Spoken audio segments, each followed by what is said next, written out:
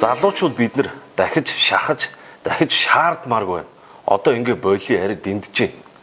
Миний гарт сая 350 сая төгрөг байна. Энэ бол Монгол залуучууд бүтэн 1 сар хөдөлмөрлөөд гар дээр авж байгаа цалин. Энэ цалин энэ байдлыг чи бид нар тийж чадахгүй. Бид бүгд нэг яг гэвэл хамаачууд нэг яг мөнгнөөс нь энэ нөөт чинь 10 хүн яваад өгнө. Ингээд ихлээр үлдсэн бүх хэрэглээг бид нар 300-аас 400 мянган төгрөг дотор багтаах гэж байна. Юу идэх үү? Юу уух уу? Юу өмсөх үү? Хамаат нь энэ байдлыг чи бид нар тийж чадахгүй. Ухаан төр буруудаа гэж байгаа. Төр рүү бүгдээрээ явъя. Би бэлэн байна. Би ажиллаа хийж байгаа шүү дээ. Би тэр таньшиг арга та 3 хүүхэд хийж байгаа л да. Би бас 300 хүн хийж байгаа. Тэгэхээр эдрийнхаа төлөө би хариуцлага. Ард нь таньшиг авгаан хүүхэдэнд намайг цаг ингэ сууж байгаа шүү дээ. Тийм шүү дээ. Ойлгож байна. Тэгэхээр төр нь надад шийдвэр гаргаад та нар ч маллах эрхийг олгосонтой адилхан намайг хөдөлмөрлөх эрхийг олгосон байхгүй юу да. Энэ улсын их хурлын 76 гишүүн нь таныг төлөөлөөд танд ашигтай, таны амжиргааг дээшлүүлэхүйс тийм хууль санаачилж баталнаа гэд таныг төлөөлөөд сонгогдчихсон 76 хүн. Энэ утгаараа энэ улсын их хурл гэдэг энэ төлөөлөгчдийн байгууллага нь хувь хүн бүрийн хувиар хичээсэн аминч үзлийн үр дүнд үүсч бий болсон байгууллага юм байна. Монгол улс өгч, Монгол улс мөгч, Монгол улсынхаа төлөө бид нар зүүтгэн, бид нар хүн гүйтгэн, чөтгөрч чүүтгэн, тайлшруулах чуудаагаас ороод бид дүүгчин, хамаад минь бүгдээрээ нэг. Бид бүгд нэг. Яг гэвэл хамаачууд нэг. Яг нэг. Бид нар тэр уул уургааг ухуулахгүй гээд ах. Үнэхээр малчид тэмцэж байгаа. Ясан дээр энэ төр бидрийг явуулж байгаа хгүй та нар мөнгөө төлөөд энэ ажлаа хийгээ явуулсан. Тэгээд ажлаа хийснээр эцэс дүнд нь ард иргэд бит хоёрыг уулзуулчихж байгаа хгүй. Өөрөөр хэлбэл таныг төлөөлж таны амжиргааг дээшлүүлнэ гэд малчдын амин зуулгыг дээрэмдэх албан эрх үүрэгтэйгээр байгуулагдсан дээрмийн байгууллага байх нь энэ улсын их хурл гэдэг энэ төлөөлөгчдийн байгууллага нь. Ард иргэд дургу. Яг тэгэхээр өөрсдөөс нь зөвшөөрөл аваагүй учраас дургу. Тэгсэн хэрнээ төр нь дураараа тэгээд шийдвэрлэсэн. За тэгэхээр энэ төрийн дээд эрх барих улсын их хурл болон түүний доор гаргасан хуулийг нь гүйцэтгэн ажилдаг засгийн газар нь үндсэндээ бол энэ ажилчдын цалинг тавин амжиргааг дээшлүүлнэ гэд малчдын амин зуулгыг дээрэмдэх албан эрх үүрэгтэйгээр байгуулагдсан ийм байгууллага байх нь. Таад бол нөө зүүн төр засаг руу очоод та нар яах гэдэг 5 толгой ажиллуулад байгаа юм бэ? Яах гэдэг энэ үүрэг алдаа ухаад. Болооч бид нар өндөр бүгдөө малгай төлөвлөлөө л. За одоо таны хэрвээ тэгээд энэ ухаан төр буруудаа гэж байгаа. Төр рүү бүгдээрээ явъя. Би бэлэн байна. Би ажиллаа хийж байгаа шүү дээ. Шууд оролцоо гэж байгаа үндсэн хуулиндаа заасан юм бол тэр нь юу юм бэ гэдгийг өнөөдөр ард түмэнд зааж сургах тэр хариуцлагатай эрх үүрэг бүхий хүмүүс нь хэн юм бэ? Гэхдээ зэрэг энэ энэрл нэгүслэр ард түмнийг элбэн тохиноолох, улс орныг элбэн тохиноолох энэ ур чадвар, мэдлэг боловсролыг бид олгоно гэд шашны салбарууд буюу энэ дундаас Монгол улсын төрийн шашнаар өргөмжлөгдсөн бурхны шашин энэ байр суурин дээр байж идэг. Харин тэд энэ үүргийнхаа дагуу энэ энэрл нэгүслийн мэдлэг боловсролоо зааж сургаад ингээд ариуцлагээр л ард түмнээ хөтлж өгнө гэвэл эсрэгээр нь энэ зүгт бүх суртал ухуулгыг хийдэг. Засгийн төрмийн хөдөлж энэ сайхан мөнгө зас оюутлагаас нэлээд одоо 5 дахин илүү орлого гарах юм байна. Тэр мэтийг одоо энэ ард түмнийхээ ажил хөдөлмөрийн байрыг болгох.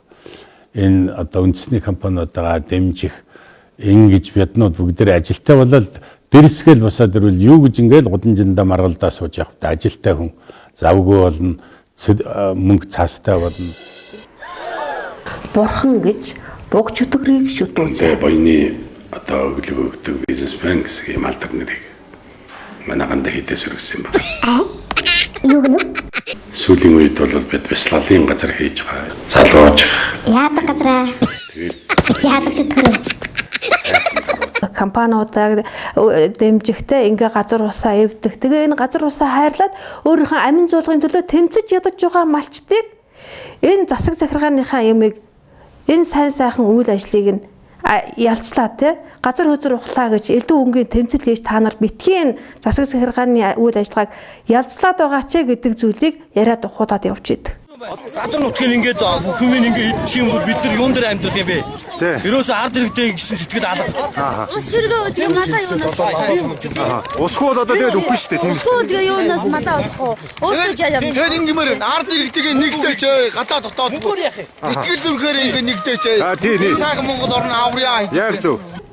Энэ их зовлонд нэрвэгдсэн ард түмнийхээ төлөө өнөөх бурхны оронд суугаад нөгөө ариус хийгэрлийг номлох ёстой нөгөө санавартнуудаа ээжүүд гуйгаад мөргөөд очиж байгаа. Үндсөлийн 6-гийн 2 гэдэг чинь ард түмнийг маш том аюулгүй амжигт учруулад байна. Лам нар маань яг гэвэл зэрэг та бүхнээс чинь хамгийн арга яц үедээ аврал дээрж лам багш минь бид нар ийм аюулгүй байдал дээр. За. Хамсах ингээд зүгтараад Өрөөндөө та сайхан тогтоо сууж гаад. Тэгээ цаанд өрөөнд сууж байгаа яагаад үдээ завгүй ахмаа яагаад хэрэгс болдгоо гэдэгс маш санаа байна.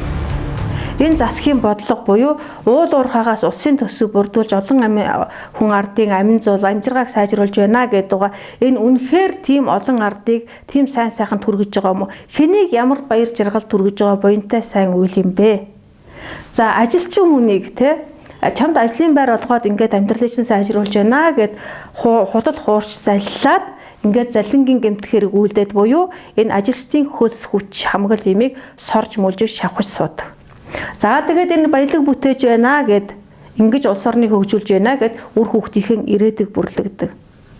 За тэгээд энэ улс орныг хөгжүүлэхийн тулд энэ газар нутгийг уул уурхайг ухаж байна гэд малчин ардын амин зуулгыг шууд дээрэмдэж ингэж олон амьтныг зовлонд унгаж байгаа. Энэ яахаараа буянтай сайн үйл юм бэ? Бурхан Будда яагаад ийм их зовлонгийн шалтгаан болсон энэ үйл ажиллагааг буян гэж номлосон юм бэ? Ийм хэний ч ойлгомжтой зүйлийг энэ лам нараас асуучих хүчин өнөөдөр Монголд алга. Тийм учраас энэ Монголын ард түмний авралын дээд орон болсон, энэ оройнд шүтэн болсон, энэ шүтэний орныг чинь, энэ гандан хийдийг чинь хамгийн аимшигтай харгас яахаас ч буцахгүй гэмт хэрэгтнүүд буюу хамгийн их нүгэлтнүүд эзлээд сууж байна. Яагаад би энэ үгийг хэлж байна вэ? Яагаад гэвэл энд байгаа энэ засагч нь хэдийгээр ийм харгас бурангуй үйл ажиллагаа явуулдаг, муу нэртэй, луу данстай хүн бүхэн зүхэгдэж хараагдаг ч гэсэн энэ засгийн ямар ч ажил албан дээр албан бичиг аваад очисон ядчил тэр албан бичгийн хариуг өгдөг. Үгүй ядчил үг хэлээ ойлголцыг ширээний хоёр талд суудаг шүүтэй.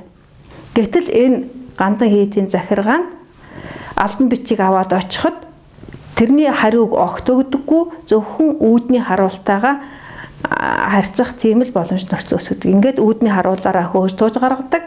Ингээд дараа болохгүй бол хуулийн зөвлөх харуул хамгаалтын алба гэд ингээд цагдаа хүчнийхнаар хөөж тууж харьцдаг.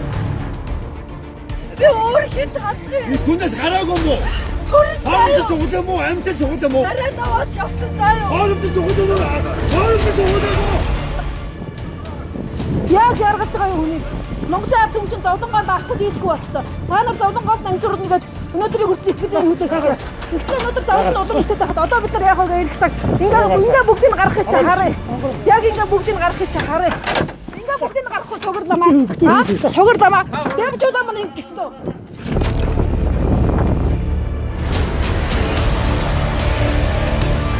За ийм шударга бас ийм хүн хэцүү байдлын эсрэг яах вэ гэд хэлээд хадан ташгарсан мэт болдог. Төрийн тэргүүнтэй хандлаа, ард түмэнтэй хандлаа, ялангуяа шашныхантай хандлаа, лам санвартнуудтай хандлаа. Энэ бүх хүмүүс чинь энэ улс төрчдийг болохоор амтай бүхэн амныхаа зоргоор хараа, зүвхөж, за тэгээд элдв цалин, хангамж, мөнгө, санхүү, элдв юм нэхэж, шаардаж, за тэгээд мөн тэднийг янз бүр удган яллаж, шүүж болдог. Шашныханд болохоор зэрэг хандаж үг хэлдэг ганц ч хүн байдаггүй. Хэлтгий захтай дээл өмссөн хэний чамаагүй өмнө залбирч суугаа сөгдөж мөргөөд өнөөх арай хийж ажиллаж ядарч олсон мөнгөө тэнд зүгээр сууж байгаа ламд өгөх гэж зүтгээд байдаг мөртөө Энд байгаа тэр хүмүүсээс мөнгө нэхээ шаардаад элдвэр нь хэлээд байдаг. Энэ яагаад тэр вэ? Энэ учрыг залуучууд та нар л шүүж тогтооно.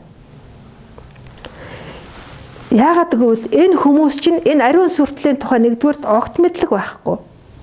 Хоёрдугаарт энэ бохир зав аймдаа хутгалдаад угаасаа энэ чиглэл толгойн ажиллахаас энэ чиглэл толгойн ажиллах тийм чадваргүй болчихсон.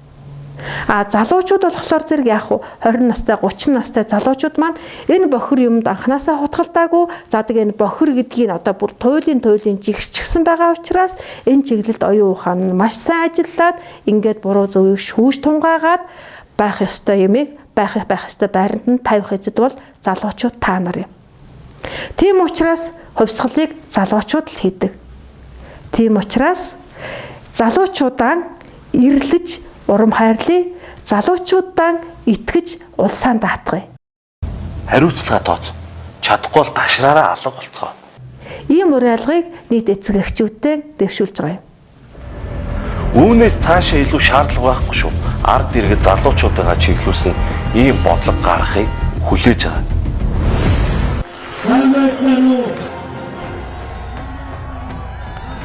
2017 оны 7 дугаар сарын 7-ны өдөр мөнгөний хаанчлал нуран унахын суур тавигдаж, мөнгөөр сүр далайлахаар дийн ам шившиг дээгэр ялагдаж, Монголон гэсэн чин сэтгэлтэй ард түмэн их ялалтаан тэмдэглэн ёр усын их баяр хөөрөөр цалгиж, хамаг Монгол дөргөн хөдөллөө. Халуун цусны ариглан буцаллаа. Хадсаж хадсансан Монголын ухаанд бишиж хамаг болноороо тань сэтгэлийн өвдөө. Хойлоо дэдлэх үү, ясон дэдлэх үү? Хэрвээ Монгол мэргэд нэгэн дор чуулан хэлэлцвэл энэ асуудлыг нэг тийш нь эцэслэн шийдэж, ёс бус жигшүүртэй увайгүй гэмтэр гарсан одоогийн байдлыг таслан зогсоож чадах юм байна. Харин Монгол мэргэд нэгэн дор чуулан хэлэлцэх боломжийг хэн бүрдүүлэх вэ? Мэдээж хамгийн их нөмөр нөлөө эрх мэдэл боломж нөхцөл нь Монгол улсын ерөнхийлөгчд бий. Хэрвээ ерөнхийлөгчийн зүгээс өчүүхэн төдий сэтгэл зүтгэл гаргах юм бол Монгол мэргэд нэгдэн чуулж энэ асуудлыг эцэслэн шийдэх боломж буй ажээ. Тийм учраас Монголын төлөө сэтгэлтэй, зүтгэлтэй хүн Монгол улсын ерөнхийлөгч болоосай гэж миний хувьд олон жил хүсч мөрөөдсөний эцэст Халтмаагийн Баттулга гэдэг хүнд итгэлэн өгч сэтгэл зүтгэлэн зориулсан.